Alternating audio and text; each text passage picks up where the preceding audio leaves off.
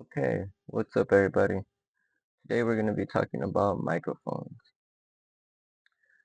Specifically, we'll be talking about the differences between dynamic microphones and condenser microphones.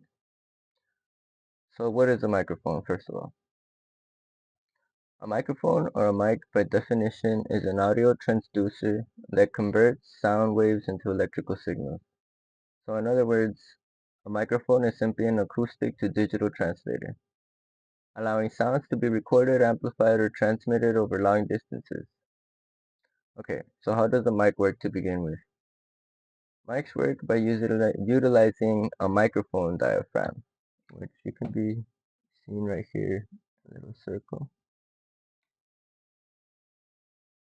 Let's see, the tiny little circle device in there is the microphone diaphragm. So, a microphone diaphragm is a thin membrane in all types of mics, whether this be a condenser microphone or a dynamic microphone or others. The diaphragm is a small component that vibrates or moves as it is hit by sound waves. This triggers another internal component, usually a wire coil or a capacitor, to generate a fluctuating electrical current. This electrical current or signal then travels through a cable or wirelessly to your recording device, computer, and or speakers. Okay, so first let's talk about our dynamic microphones, which we have right here. There are two types of dynamic microphones, ribbon mics or moving coil microphones. These two here are moving coil microphones. Moving coil mics are real tough, rugged, versatile mics which are usually found on stages, podiums, radio stations, gigs, just about anywhere you need to amplify your recording source. So dynamic microphones capture sound using electromagnetic induction. Inside of these microphones is a thin diaphragm attached to a small coil of copper wire. When sound hits the diaphragm, it vibrates back and forth, moving the coil through a permanent magnetic field, generating a tiny electrical current, which then travels out of the microphone to be amplified or recorded. Dynamic microphones are best at picking up a source directly in front of them while rejecting sounds from all around them. A source being whatever you're recording, whether it be your drums, guitars, or vocals. That is your source. So dynamic microphones are often the most common type of mic used on stages and during gigs, but it isn't uncommon to find dynamic microphones being used in studios because they have great dynamic range. Dynamic range is the difference between the loudest and the lowest parts of your recording. Dynamic microphones can be great for sources fluctuate in that range. So sources that get really high and then go really low, these are great for that. Michael Jackson used to use a Shure SM7B, which is a dynamic microphone to record a lot of his music.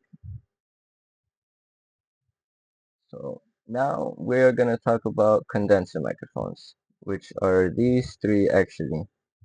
This right here is a dynamic microphone with a condenser capsule in it, meaning that it works like a dynamic microphone, but it uses the same parts as a condenser traditional microphone. But it still has great noise rejection on the sides and sounds clear. I really love this microphone, the Audio Technica AT2010.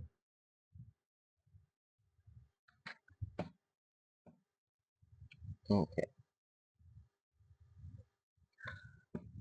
so what is a condenser microphone? Condenser mics, are sometimes called capacitor microphones, are made up of a capsule inside, which has a super thin electrically charged diaphragm close to a solid metal backplate. When sound waves hit the diaphragm, the vibrations cause the distance between the diaphragm and the metal plate to fluctuate, mirroring the exact sound waves, turning sound into an electrical signal that your computer can then read. When talking about condenser microphones, you'll often hear people mention both large diaphragm and small diaphragm. This simply refers to the differences in sizes of the membrane or diaphragm, which can minimally change the sound quality or sound reproduction, although they can have different applications.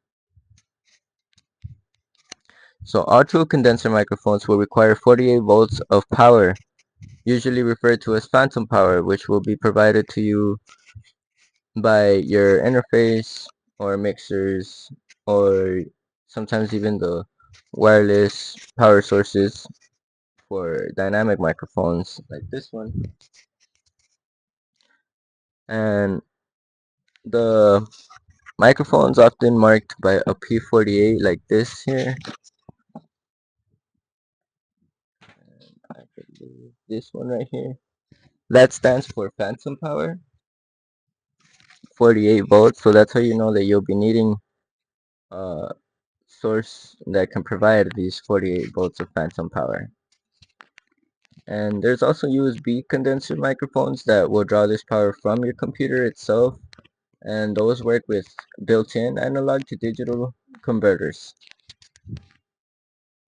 So condenser microphones are great for capturing super clean, super accurate, detailed recordings, but they're known for picking up everything around them.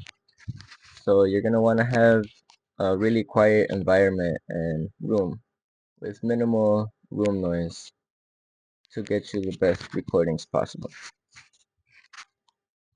And here we have a couple examples of each. We have an AKG P220 and a Rode NT1A.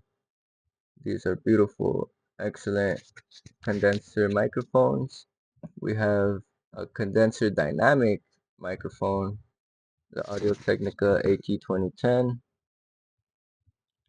This sounds super clear, super great for on-stage applications, but still rejecting all the noise from crowds, stages, venues. And then we have an AKG D5 standard dynamic mic, excellent microphone. This is a baby dynamic microphone used for interviews. I'm actually using another one of these to record this video as we speak. And then this dynamic microphone can be used for overhead drums, lots of drums recordings on stages or in the studio. And yeah, usually your condenser microphones will come with shock mounts to help keep all of the vibrations from accidentally hitting the mic stand when you're recording, so that those don't get recorded back into your takes. That is all for now. Thank you guys, and you guys have a great day.